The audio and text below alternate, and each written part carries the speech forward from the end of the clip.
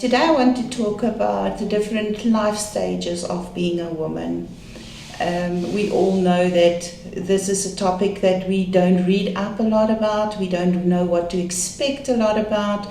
Conservatively, it wasn't talked about at home.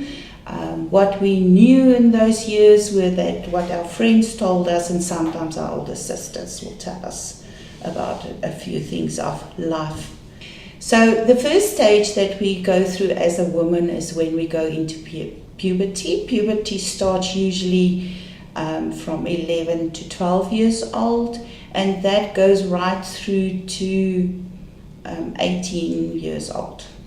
Now in this period, that's where our bodies are trying to regulate our menstrual cycle. We develop breasts, we grow pubic hair, and we grow underarm hair, and suddenly we've got hair on our legs as well, which we need to shave. Then after this period, we are going through our reproductive years. That can start as early as soon as you start menstruating, but traditionally, usually we will only start with reproduction in our late teens and early 20s. That can go right through to about the age of 40, and some women even give birth, is still reproductive, or give birth after when they are 40 years of age. And in that period, we tend to take contraceptives, which has different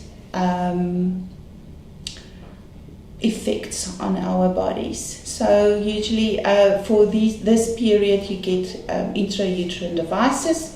One of them, I don't know if I can use brand names, but a well-known one is the Mirena, and the Mirena seems to work well. That lasts about 5 years and then it needs to be replaced.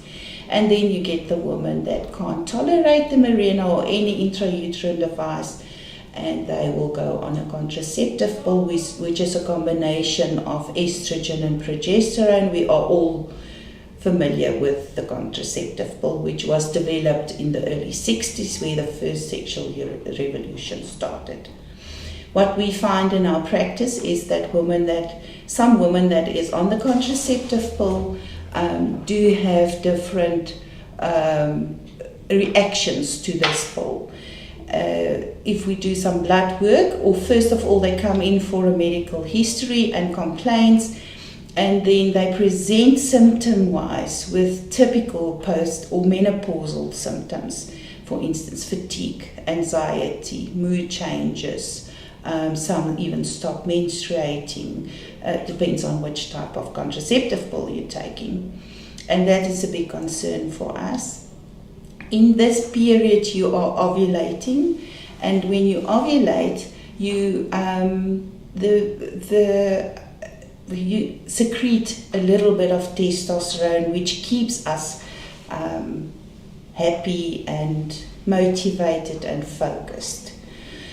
As soon as we interfere with the ovulation process, you get these side effects of being moody, anxiety, low libido, less concentration. You are being seen as that mother that always screams at the children. Dad can't do anything, he must not be there because you are alone and you look after the kids, etc.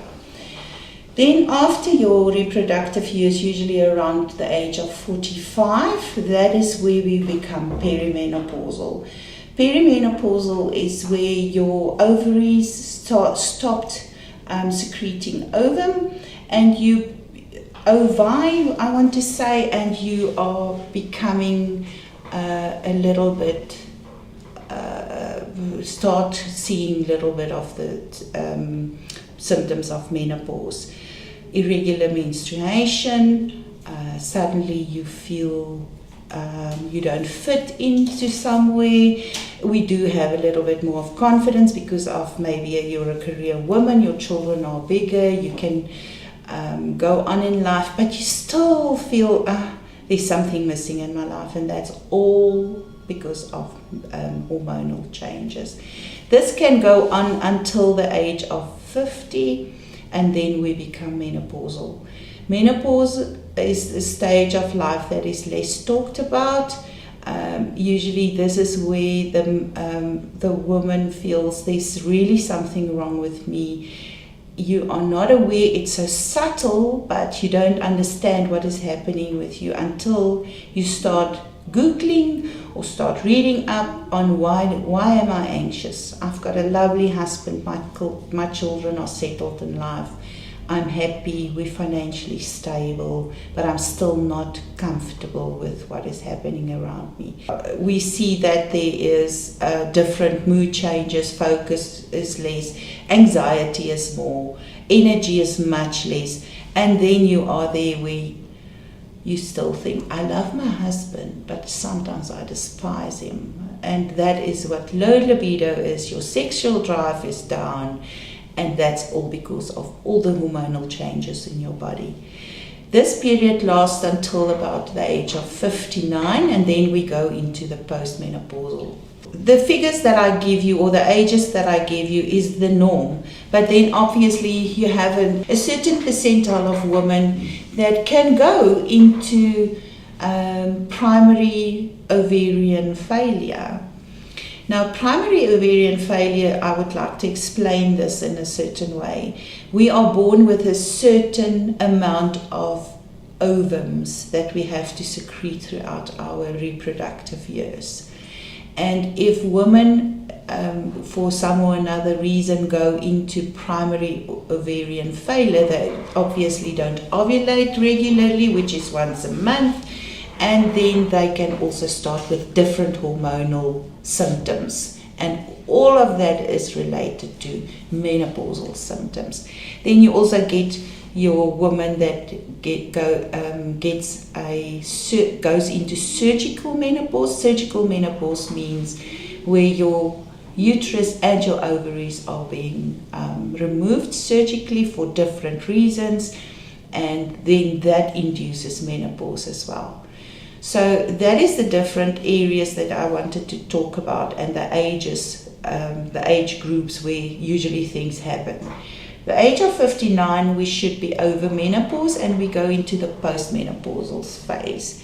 Now, everybody thinks now you're old, you can't do anything, you can't have a need, a sexual need, a libido, everything. It's because that's what we as the society expect from people.